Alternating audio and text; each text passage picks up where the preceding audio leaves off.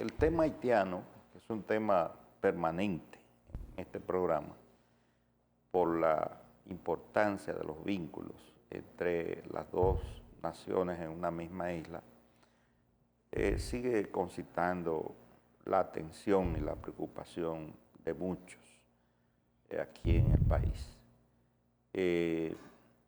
Decretar que se van a deportar 10.000 haitianos semanales, haitianos indocumentados, a mí me parece, desde el punto de vista económico, un absurdo, porque primero la presencia de mano de obra haitiana en la agropecuaria, en la construcción, en el comercio informal y en otras áreas es masiva, y la cantidad, o sea, 10.000 es una cantidad exorbitante, aunque no sabemos con precisión cuál es la cantidad real de tanto de documentados de origen dominicano como de legales, de haitianos que estén legales. Hemos dicho en otras ocasiones que hace falta la aplicación de la ley y sus reglamentos, que hace falta que de gobierno a gobierno se puedan hacer acuerdos como los que se hacían en la época de Trujillo y en la época de Balaguer, los famosos contingentes, aunque eran realidades económicas distintas. En aquel caso, los haitianos venían en esos contingentes y participaban en la economía cañera, cuando nosotros teníamos ingenios, pues ya no tenemos ingenios. Hay sí, ingenios, lo que no son es público. Exactamente, son privados, pero muy pocos en comparación con aquella época. Entonces, ese tema yo pienso que todavía no está siendo manejado con la racionalidad y la lógica que merece. Mientras tanto, tenemos la repulsa de organismos tanto nacionales como internacionales por las reales o supuestas violaciones a los derechos humanos de los hermanos haitianos. Pero la situación de Haití no va a cambiar en términos de migración mientras que Haití no se institucionalice, no tenga fuente de empleo. Es decir, el esfuerzo de deportar y con ello toda la secuela que deja en términos de derechos humanos, a veces que se dividen la familia, niños que quedan aquí, que se llevan los padres. En ese sentido, la canciller haitiana vi que está reclamando ante organismos internacionales un pacto que se hizo en el año 1999. A propósito de Blanca. Sí, bastante blanca. Domini Dupois. Entonces, toda esta secuela que deja esas deportaciones masivas, sin autorización inclusive judicial, porque hay muchos casos que hay que tener autorización judicial, implica que vuelve al tapete el tema de los permisos de trabajo, de la nacionalización, y más que dar un beneficio al aspecto de reducir la población haitiana en el país, lo que puede generar otra nueva situación en la cual el país se vea forzado por la presión internacional a tener que buscar un sistema regulatorio que permita que la mano de obra haitiana, que es vital para renglones básicos de la economía como la construcción y la agricultura fundamentalmente, y ya empieza a sentirse la presión de esos sectores productivos porque mientras más deportación, más se encarecen los alimentos en la República Dominicana. Así es. Sí, es una situación difícil. Pienso que el gobierno respondió a la emocionalidad de grupos ultranacionalistas y tal vez se ha querido poner como un distractor en el marco de las reformas. Pero lo cierto es que plantearse expulsar 10.000 por semana puede ser contraproducente, violenta tratados internacionales, coloca a Haití en una situación fácil para defenderse, porque los haitianos históricamente han gestado mejor diplomacia de denuncia que lo que nosotros podemos hacer, y nos han llevado inclusive al banquillo de los acusados. Y como ustedes han señalado, nosotros tenemos una impronta. Es que el aparato productivo dominicano se acostumbró a la mano de obra haitiana. Aquí ha habido una etnicidad del trabajo, es decir, trabajo que hacen los haitianos ya no lo hace más un dominicano.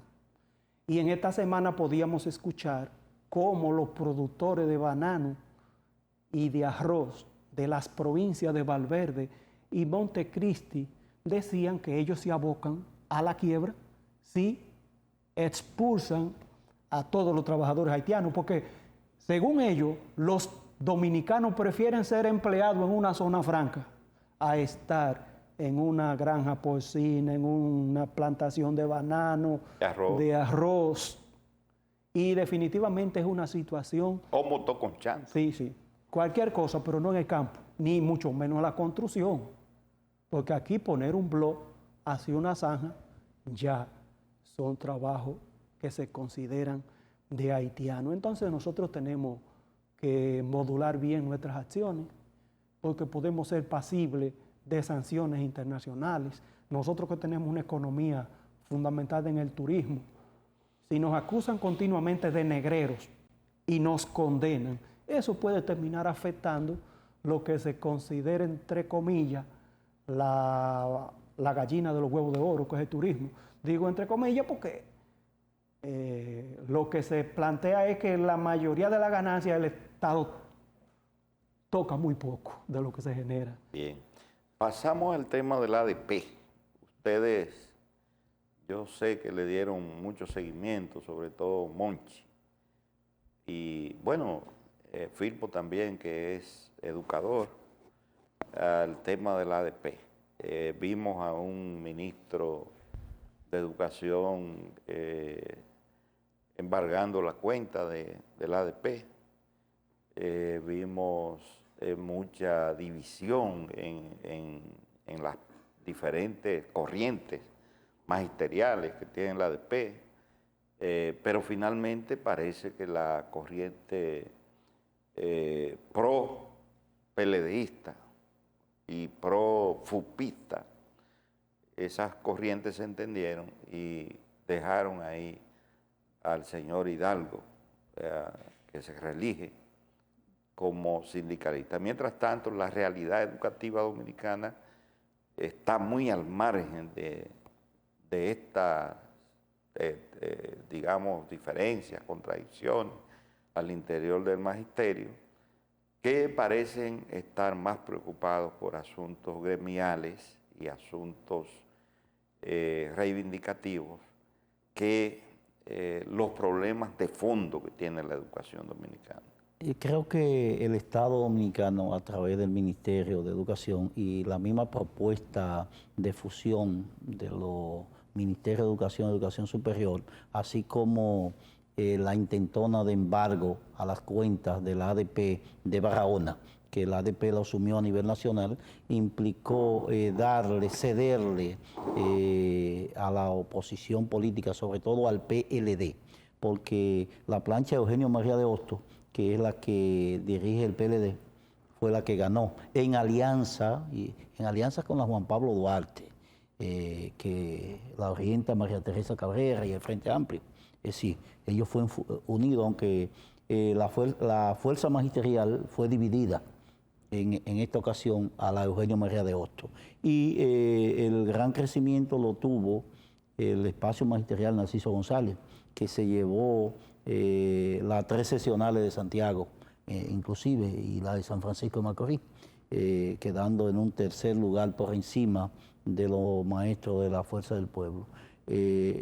Un hecho que dice mucho, porque en el contexto en el que se están celebrando unas elecciones, ¿cómo se le ocurre al Ministerio de Educación intentar embargarle cuentas? Lo que fue aprovechado por la dirección del ADP, que es la que se religió, y cómo se manejó desde la voz de las universidades y desde la propia ADP lo que tiene que ver con el tema de la fusión de los ministerios, lo cual en el plano de analistas e intelectuales resulta un poco contradictorio. Es decir, la mayoría de las voces de la intelectualidad dominicana se han expresado en contra de la fusión del Ministerio de Educación y el Ministerio de Educación Superior. Así es. Sí, definitivamente las acciones del ministro de Educación contribuyeron desde hace mucho tiempo a radicalizar las posiciones de la ADP. Y no es un secreto, más que por asuntos de ideología, de principio o de partido, los maestros apuestan a sus intereses y a sus beneficios. Y hoy en día lo más parecido a Waldo Ariel Suero es Eduardo Hidalgo, que le ha garantizado la lucha a los maestros. Pues no creo que los profesores están luchando por una postura ideológica, simplemente que se le garanticen prebendas. Y el ministro de Educación ha tenido unas relaciones torpes que casi siempre están crispadas con la ADP. No cabe duda de que han contribuido, y ese elemento que ha señalado Monchi de la fusión, que también ha generado un sentimiento de animadversión hacia la política del gobierno. Yo particularmente tampoco apoyo la fusión. Creo que la situación de la educación dominicana, tanto en la educación preuniversitaria como la universitaria, no están para empaquetarlas y hacer de eso un consomé que no se sabe qué tipo de zumo terminaría dando. Entonces, eso se ha expresado en la ADP. Pero reitero, no creo que haya sido asunto de principio ni ideológico, sino que en el magisterio como en la UAS, los profesores se agrupan y se reagrupan según los intereses del momento, pero parece que hay una tendencia al antioficialismo. Pero no ocurrió lo mismo en las elecciones de la SODEMO, el sindicato de empleados de la universidad, donde la plancha del PRM, o las planchas que fueron unificadas. SODEMO es de la UAS. Sí, el sindicato de empleados de la universidad, elecciones que fueron el martes, un día antes del ADP. ¿Quién ganó la plancha del PRM abrumadoramente. Esperamos que las elecciones que son el próximo viernes de la Federación de Estudiantes Dominicanos, que es más política todavía, no se cometan los mismos errores y que todo pase en calma y en paz para beneficio de la juventud estudiosa del país. Bien.